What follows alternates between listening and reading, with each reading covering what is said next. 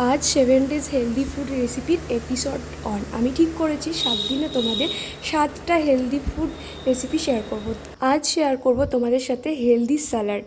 তো আমি এই যে অঙ্কুরিত ছোলা আর গ্রিন যে মুগ ডাল হয় সেটা ওভারনাইট ভিজিয়ে রেখেছিলাম, তারপরে 12 ঘন্টা মানে সারাটা দিন আমি বাইরে এইভাবে বক্সে রেখে দিয়েছিলাম।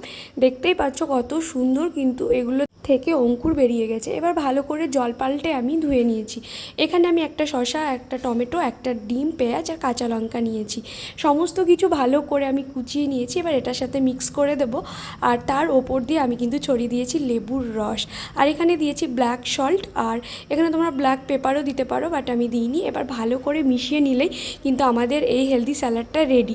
এটা ফুল প্রোটিনে ভরপুর, তোমরা খেলে অনেকক্ষণ পেট ভরা থাকবে এবং ভীষণ হেলদি। এটা লাঞ্চ বলো, ব্রেকফাস্ট বলো, ডিনার বলো, সমস্ত কিছুতে তোমরা এটা খেতে পারো। তো আজকের রেসিপি কেমন লাগলো অবশ্যই জানিও। সবাই খুব ভালো থেকো।